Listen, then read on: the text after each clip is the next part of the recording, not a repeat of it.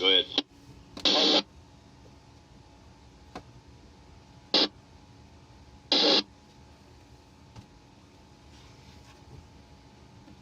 Alright, go tell that boat in the chamber's gonna be a bit. We're gonna have to call somebody in. Oh no. Looks like we'll be here for a minute or two. Yay, free anchorage. Here. They are not able to get this lock fixed, so we are gonna swing around and go through another lock on the other side.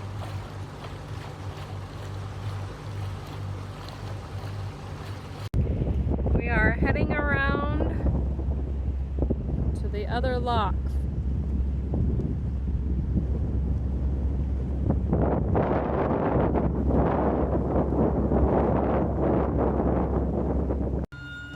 That's kind of creepy sounding. Yeah, right. It's the ghosts of locks past.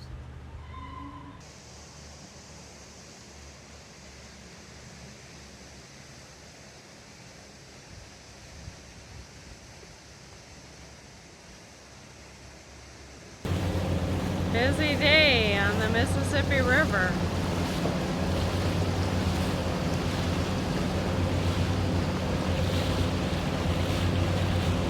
Five tugboat, huge barges are waiting to get through the lock. Yikes.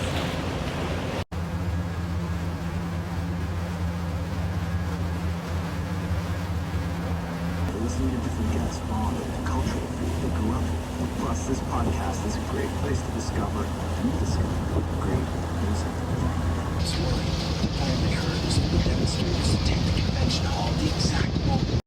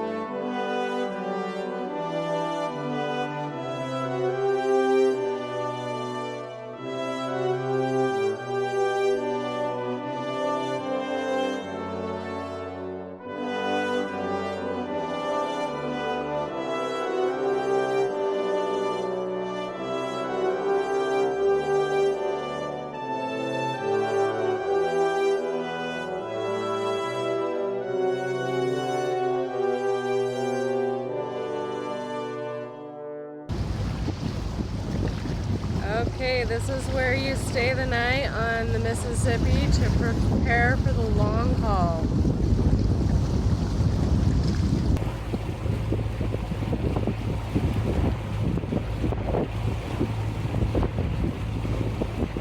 Alright, honey, what's your plan for the big old miss? Well, we've got 220 some odd miles to go before we can have fuel again. And even though I've got another 10 gallons, still a good idea to be as fuel conscious as possible. Otherwise, we'll be on the shoreline trying to hitchhike for gas. So I'm keeping the RPMs very low and letting the river mostly take us. But I think this has an additional benefit of if we're flowing it at essentially the same speed or not much faster than the river, then we're not, going to smack into any logs or trees or anything that's floating along with the river. So considering that the river is moving us along at this very low speed at over 6 knots, which is better than we generally do, I think it's a good game. We only have 35 miles to make today, so that should put us there at like 2, 3 o'clock this afternoon. There's some big nice houses out here on the Mississippi.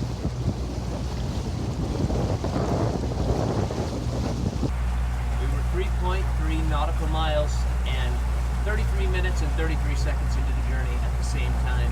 It must mean something. What does it all mean? So cool! It's like a double rainbow. I mean, what? What does it all mean? Big miss. Big old Mississippi, tell us what it means. Threes. What does threes mean? No, threes.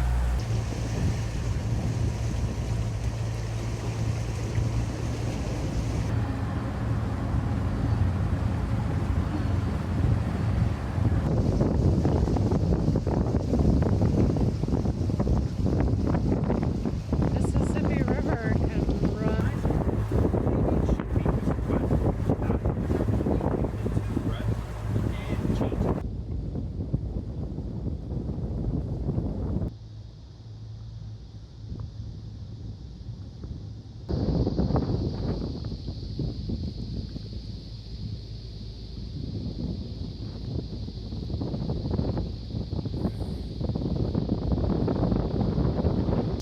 We got permission.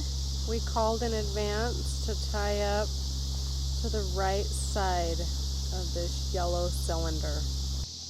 There should be some cleats on the right side.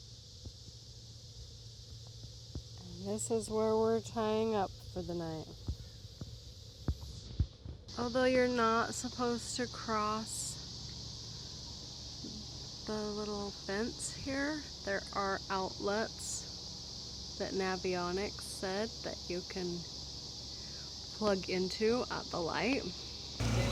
Here is the state penitentiary on the Mississippi River.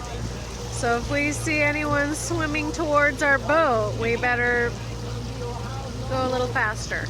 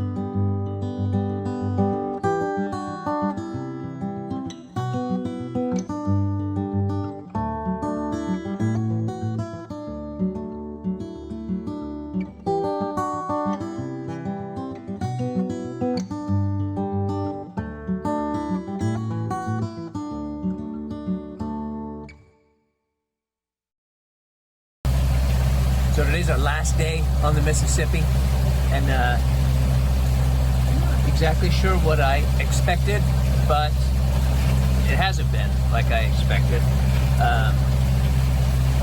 It seems to be smaller than most of the sections of the Mississippi that I've crossed. It's been moving at a good pace, at like probably 4.5 knots. So really, it's the most fuel efficient we've ever been, because we've been going with the flow of the river the whole way, and like probably doubling our gas mileage from about 5 miles per gallon to almost 10 miles per gallon. It's prettier than I thought it would be.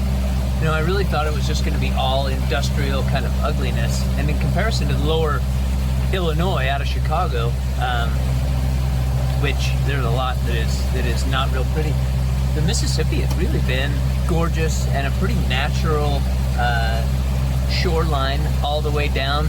It's got a lot of dikes that come up to, I'm not sure exactly what purpose they serve, maybe to slow the river down or create eddy pools for fish, or you know, again, there's a lot going on in this river that I don't fully comprehend.